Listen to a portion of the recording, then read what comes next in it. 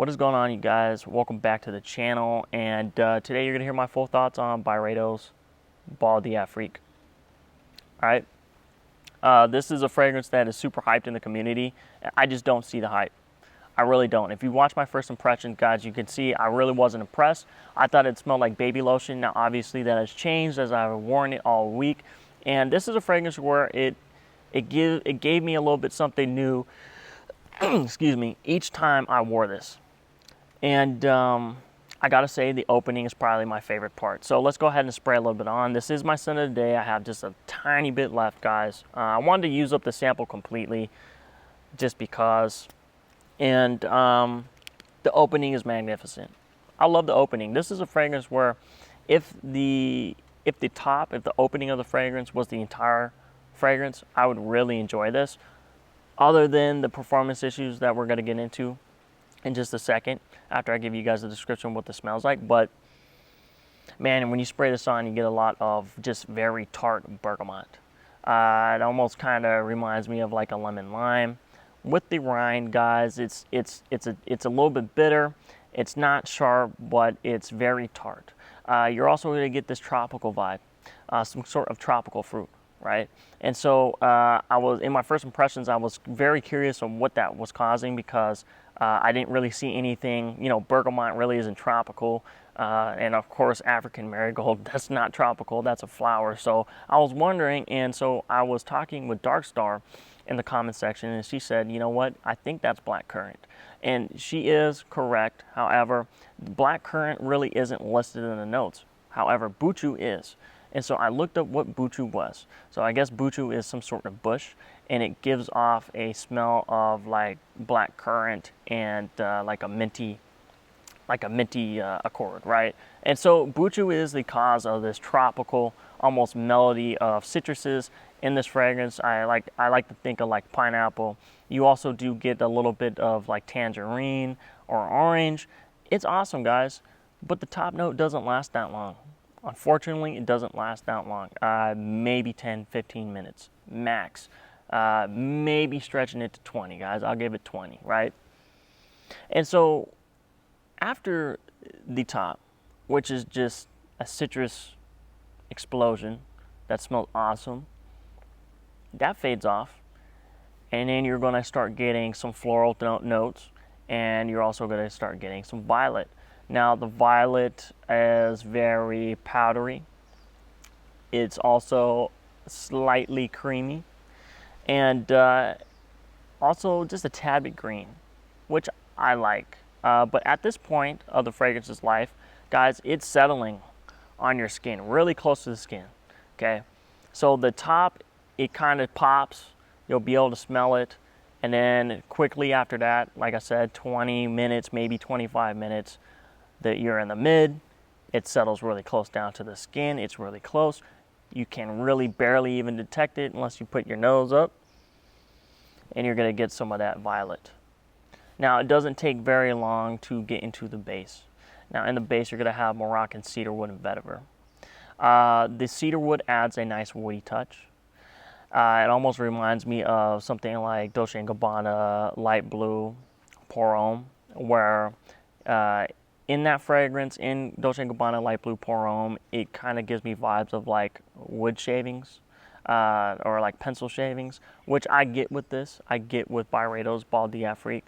And it's just, it's a nice slight touch.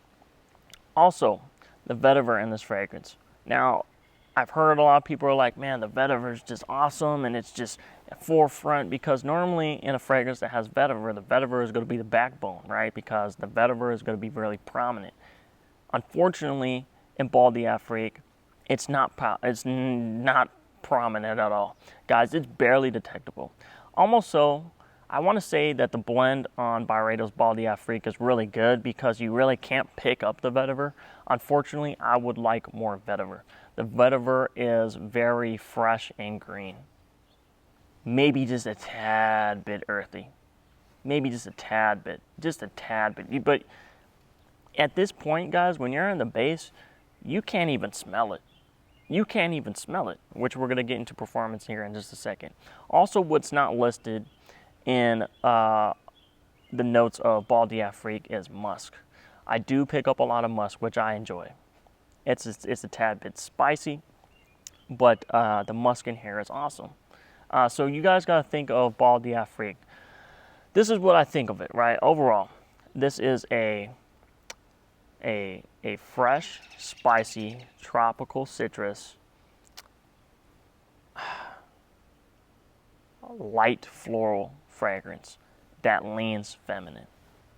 This leans feminine, guys. It's not masculine at all to my nose. I've asked some women, there's a parts clerk that works at my job. She's a woman.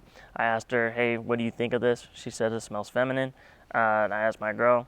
She said it smells feminine. Guys, it's feminine. To me, it smells feminine. It's just feminine. All right, so I don't know why it says unisex. This leans feminine. Performance is terrible. It's abysmal. Now, I will say that the performance issue could be fixed if I didn't have a sample vial, because the spray on here is different than the actual Byredo bottles. I've seen videos online where the Byredo bottles of Bal D'afrique, they spray a lot more juice out, so maybe the performance issue is not as bad as it is in my case. Maybe you'll get more time, more hours out of this fragrance, but for me, on average, I was averaging roughly 4 to 5 hours. One time I got 6 hours, but at that time, guys, I could barely even smell it. This is a fragrance where if it's really hot outside, you're sweating, you're in close quarters, or in my case, I was underneath a bus doing fire suppression systems, and the bus was hot because it just ran, and it's like 100 degrees out here in Vegas in the summer, where it kind of reactivated on my skin, and I could just get light whiffs of it. This is a very, very, very, very, very, very, very, very, very light fragrance. This is not beast mode. I was doing on average like 5 to 6 sprays, guys, and you know, for the first maybe 30 minutes it was detectable on my skin. After that, when I was stationary, or if there was just a slight breeze, I could pick up tiny whiffs of it. It was not like I could really smell it all the time. After about the 2-hour mark, I could barely detect it unless I started to sweat, and you know, the fragrance started to reactivate itself. You know, I have an issue with that because this is an eau de parfum concentration. This, if you can find a bottle of Bal D'afrique on a gray market, it goes for roughly around $186 USD.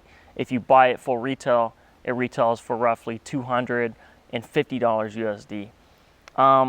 That's unacceptable. It's unacceptable. Now, I've heard of reformulation. I don't know if it's a reformulation thing, but look, guys, it's unacceptable. It's unacceptable. That's why I don't really like this fragrance. I could barely detect it after 2 hours, and it maybe lasted 5 hours on my skin. So, Dark Star, I appreciate you recommending me Byredo Bal D'afrique.